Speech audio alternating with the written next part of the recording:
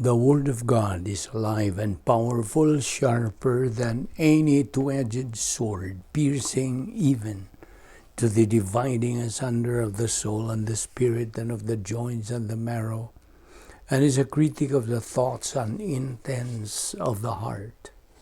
All Scripture is God-breathed and is profitable for doctrine, for reproof, for correction, for instruction in righteousness, that the man of God might be mature, thoroughly furnished unto all good works.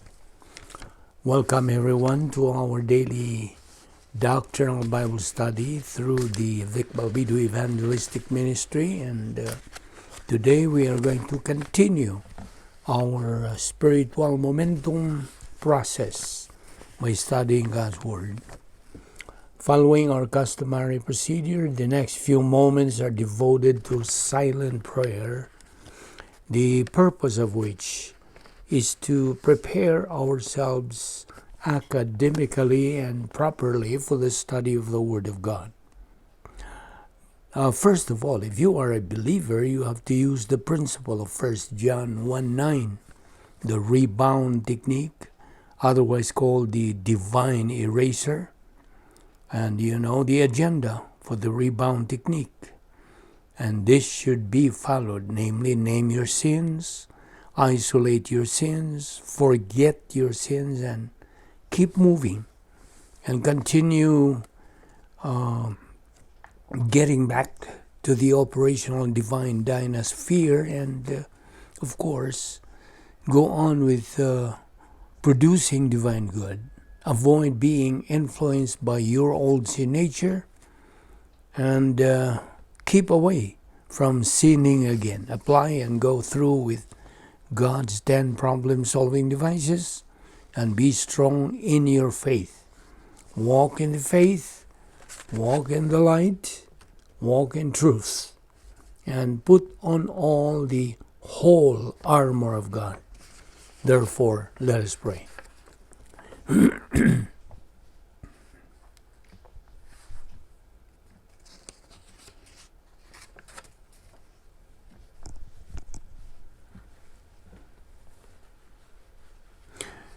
Heavenly Father, we are here once again because we love the Word, because we are members of the royal family of God through our faith in your Son, the Lord Jesus Christ, because from eternity past, our life has had meaning and purpose with definition, because we are commanded to take in the Word daily, just as we assimilate physical food daily.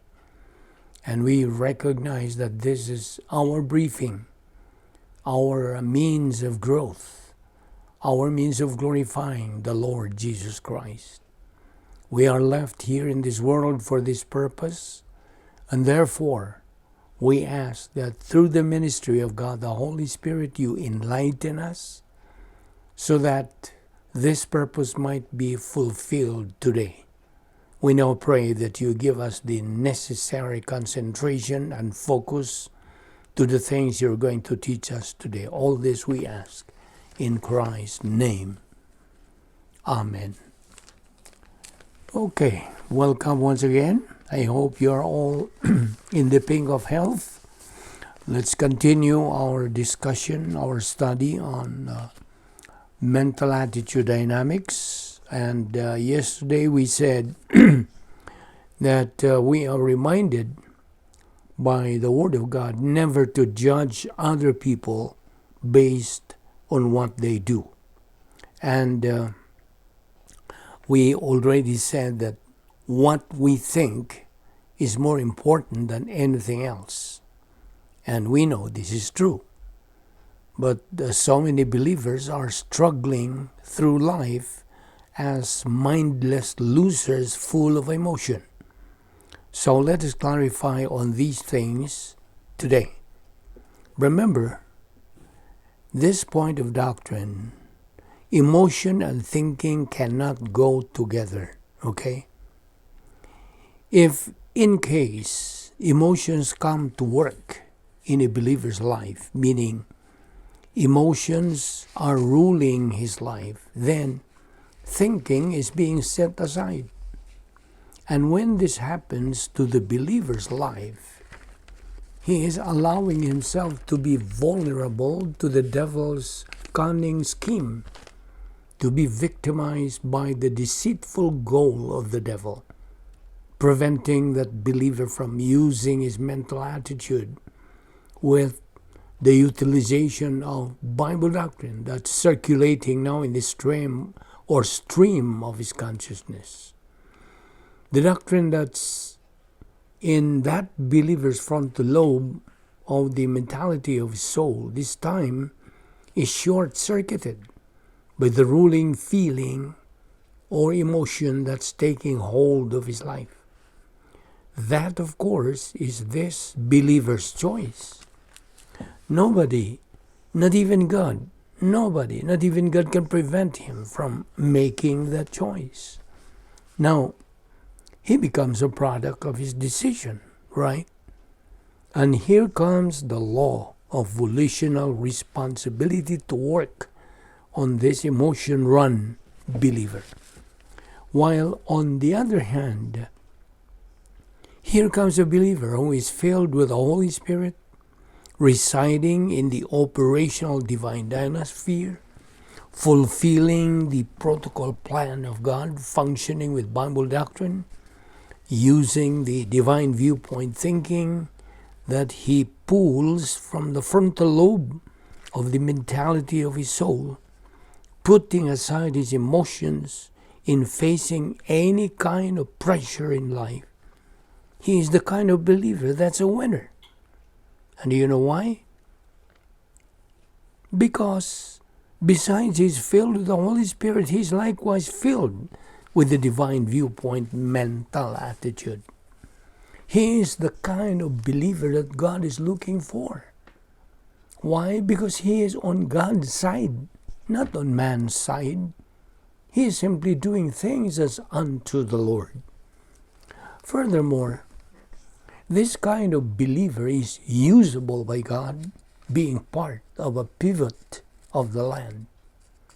You see, when we believers just come to our right senses and rightfully function the way God wills us to follow His perfect protocol plan in our phase 2 life, and obey God's mandate in 2 Peter 3:18 to let us grow in grace and in the knowledge of our Lord and Savior Jesus Christ, and eventually attain our common goal, which is spiritual maturity, otherwise called the capacity stage, then we are definitely living the divine viewpoint lifestyle, utilizing God's grace provision of His divine assets. That is the grace method to glorify God to the max. Now let us be reminded, by the way, that God looks at what is inside, not at what is outside of man. And of course, He perfectly knows and sees what's inside of us. And His judgment on what we have inside of us is perfect. Why? Because like I said, God is perfect justice. So His judgment is perfect. Now, please understand here that what we are talking about are God's perfect attributes, which are basic subjects that every believer is supposed to have absorbed in his spiritual life. You know what? Your mental attitude motivates and influences your behavior. Do you agree? But what's this? One's behavior is not 100% motivated and influenced by your mental attitude. Okay? So we can say that the behavior of a person is not necessarily caused by what he has in his mind.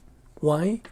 Again, because as what I just said, one's behavior is not 100% motivated and influenced by his mental attitude. Now, do you know what I mean? Now, here is an example Suppose you happen to meet somebody, maybe one of your acquaintances, and he throws a smile on you. My question to you is, are you 100% sure that the smile he gives you really reflects what's inside his mind? Otherwise, he actually does not mean it. That's what we are trying to emphasize here. So we can say that only God, and there's absolutely no one else who knows what really is the true mental attitude of a person. Again, it is only God who knows and knows perfectly. Now, divine viewpoint is important. Excuse me. Divine viewpoint, as we know, is a byproduct of a believer's consistent, persistent, regular intake of Bible truths. And as he, meaning any believer who is spiritual advancing, as he moves on in his unique spiritual life inside the protocol plan of God, he lives his life pleasing to the Lord. Automatically, the divine viewpoint, God's thinking, 1 Corinthians 2:16, is now circulating in the stream of his consciousness. That believer belongs to the higher echelon of winner believers in the pleroma stage. So, let's go back to what we said a while ago, that emotion and thinking cannot go together. Can you cite an example for this? Well, okay. When you get angry, have you noticed you're not using your thinking? You're not thinking at the height of your anger. No, you're not thinking. Do you know that? What you're using actually at that moment of your anger is nothing but a strong feeling of displeasure and antagonism, right? And you find it hard to control your anger because you are in a violent state. Your thinking is out of the picture. You are dominated with rage.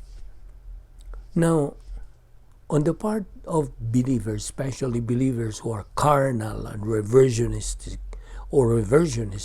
meaning believers who are negative to study God's Word, hence not growing in doctrine, it would be so hard for them to accept the truth that emotion and thinking cannot go together hand in hand. As we continue in our daily intake of God's Word, we will learn, and we already have learned, the biblical principle that says that emotion as part of human essence has nothing to do with our spiritual life. Nothing.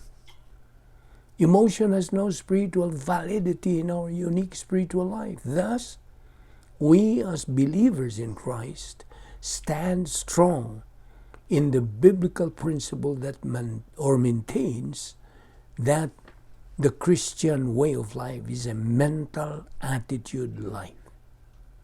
Well, of course, we are not against the use of our human emotion.